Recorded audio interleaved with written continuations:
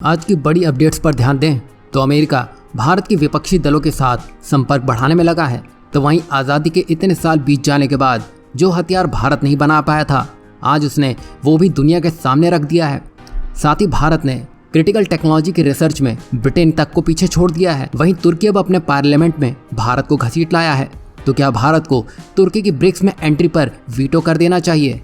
ऐसे कुछ interesting update पर ध्यान दें तो आप देख ही रहे हैं कि जैसे जैसे भारत की ग्रोथ बढ़ रही है, अमेरिका को इससे खासा चिंता होने लगी है, क्योंकि वो ये मानता है कि भारत तो किसी की सुनता नहीं है।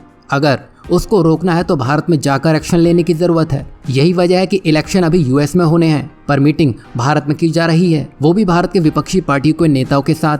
दरअसल अमेरिका अब भारत के विपक्षी दलों के साथ अपने संबंधों को मजबूत करने की कोशिश कर रहा है। वहीं आपने नोटिस किया होगा, अभी कुछ ही दिन पहले अमेरिकी राजनयिकों ने जम्मू कश्मीर का दौरा किया और वहां की एक बड़ी राजनीतिक पार्टी नेशनल कॉन्फ्रेंस के नेताओं से मुलाकात की। साथ ही अमेरिका ने AIMIM के प्रमुख ओवैसी से भी मुलाकात की। साथ ही अभी कल ही की बात है जहां अमेरिकी राजदूत और उनके दल ने कांग्रेस के अध्यक्ष मल्लिकार्जुन खड़गे से मुलाकात की और कई घंटों तक चर्चा की। यानी कि अब अमेरिका सिर्फ भारत की सरकार से ही नहीं बल्कि विपक्षी दलों से भी बातचीत कर रहा है।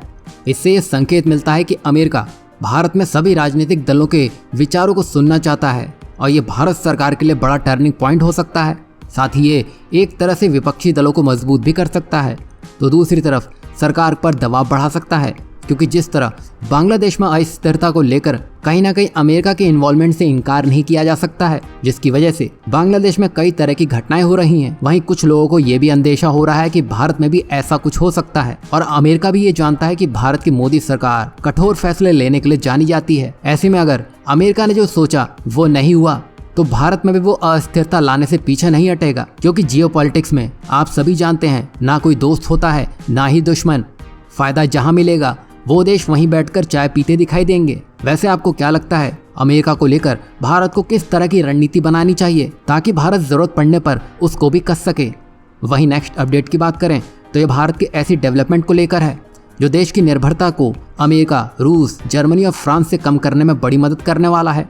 दरअसल भारत तेजी से अपने रक्षा क्षमताओं को मजबूत कर रहा है और देश के वैज्ञानिक और इंजीनियर्स स्वदेशी तकनीक का विकास कर रहे हैं। और हाल ही में बेंगलुरु की भारतीय startup flying wedge defence and aerospace technology ने देश का पहला अनमैन्ड बॉम्बर एयरक्राफ्ट यानी कि FWD-200B का सफल परीक्षण कर लिया है। और ये एक महत्वपूर्ण उपलब्धि है, क्योंकि ये दिखाता है कि भारत अब अपने रक्षा उपकरणों के लिए पूरी तरह से विदेशों पर निर्भर नहीं है। आपको याद होगा, आज से 1 से 2 साल पहले तुर्की ने भारत को अपने आधुनिक ड्रोन बेचने से मना कर दिया था।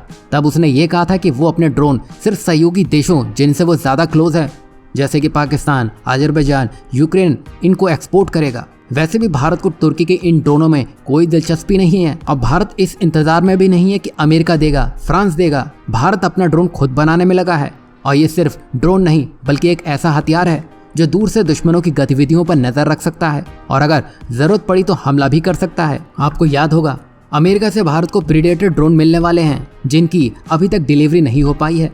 साथ ही उनकी कीमत भी ज्यादा है। मतलब अगर भारत इसी तरह अमेरिका पर निर्भर रहा तो भारत को ऐसे ही इंतजार करना पड़ेगा।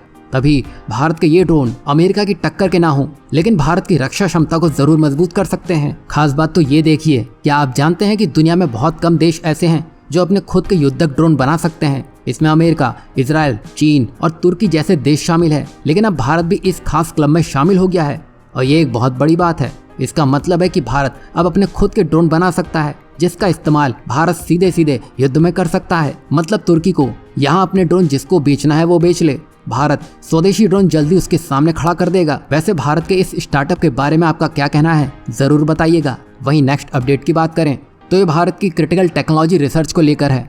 बता दें कि ऑस्ट्रेलिया स्ट्रेटेजिक पॉलिसी इंस्टीट्यूट यानी कि ASPI की एक नई रिपोर्ट के अनुसार भारत ने 2019 और 2023 के बीच क्रिटिकल टेक्नोलॉजी रिसर्च के क्षेत्र में ब्रिटेन को पीछे छोड़ दिया है। दरअसल भारत अब दुनिया में कई महत्वपूर्ण तकनीकों के शोध में बहुत आगे बढ़ गया है।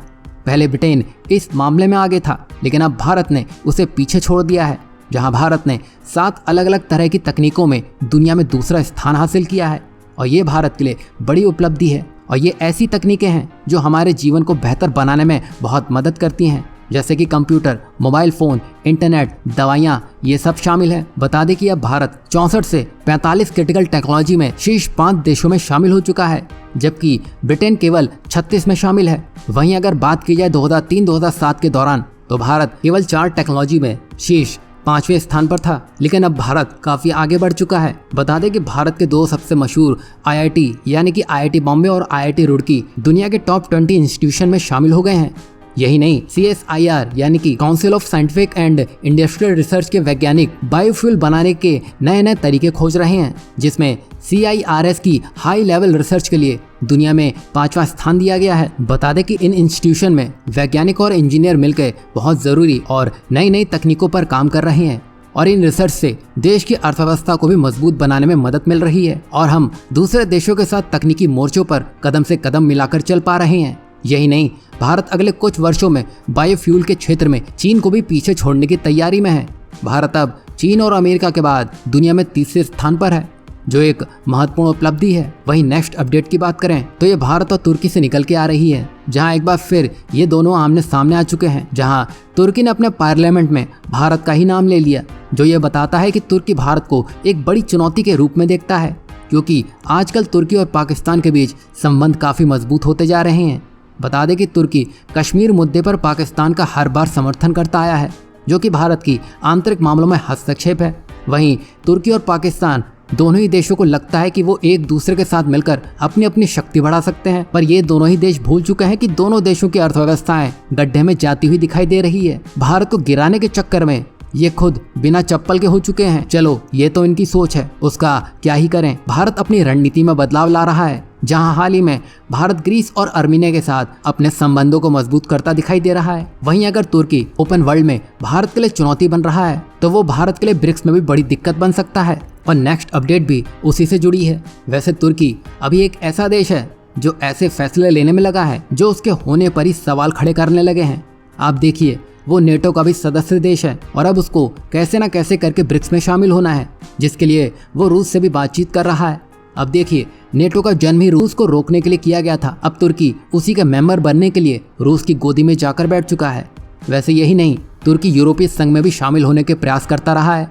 मतलब उसको हर जगह कोई ना कोई पोजीशन चाहिए। एक तरह से वो भारत की कॉपी करने में लगा है। जैसे भारत यूक्रेन भी जा पहुंचा, रूस भी जा पहुंचा। मतलब भारत ग्लोबली एक अलग स्थान बना चुका है, लेकिन वो किसी देश के आंतरिक मामलों में नहीं घुस रहा है, जो कि तुर्की अभी करने में लगा है। यही वजह है कि पश्चिमी देश अब तुर्की को उतना महत्व नहीं दे रहे हैं जितना वो पहले दिया करते थे। यही वजह है कि अमेरिका ने F-35 और जर्मनी ने यूरोफाइटर टाइफून को तुर्की को देने से मना कर दिया था। वहीं अगर तुर्की और पाकिस्तान जैसे देश ब्रिक्स में शामिल हो जाते हैं तो ब्रिक्स में भारत विरोधी तत्वों की संख्या बढ़ सकती है। वहीं भारत ये नहीं चाहता है कि ब्रिक्स एक पश्चिम विरोधी संगठन बन जाए। भारत का मानना है कि ब्रिक्स को सभी सदस्यों के साथ अच्छे संबंध बनाए रखने चाहिए। यहाँ आप समझ सकते हैं भारत का रुख क्या है और भारत की सोच ब्रिक्स को लेकर क्या है। एक तरह से भारत यहाँ सबका साथ, सबके विकास पर ध्यान दे रहा है। वहीं तुर्की, पाकिस्तान और चीन मिलकर क्या करेंगे आप सभी जानते हैं। ये शांति होने नहीं देंगे, ये पूरे ब्रिक्स का ही मतलब बदल कर रख देंगे। वैसे ब्रिक्स अब एक ब्रांड बन चुका है जो सीधे सीधे अमेरिकी डॉलर को टक्कर देने में लगा है। अब ऐसे में पाकिस्तान, तुर्की किस मकसद से इसमें प्रवेश करने के लिए आगे बढ़ रहे हैं, वो आने वाला समय ही बताएगा। अगर कुछ भी ऊपर नीचे हुआ तो ये ब्रिक्स को शुरू होने से पहले ही डुबा कर रख देंगे। जैसा कि आप जानते हैं, ब्रिक्स में कोई एक देश अकेला फैसला नहीं ले सकता है। साथ ही भारत की ब्रिक्स में एक अलग महत्वपूर्ण भूमिका है और वो अपनी बात रख सकता है। ऐसे में ये देखना दिलचस्प होगा कि अक्टूबर में जब रूस में ब्रिक्स समिट होगी तब होता क्या है। क्या भारत तुर्की पर कोई एक्शन लेता है या इन सब से हटकर कुछ नया टर्निंग पॉइंट देखने को मिलेगा। वैसे आपको क्या लगता है, इस बार की ब्रिक्स मीटिंग में क्या कुछ हो सकता है?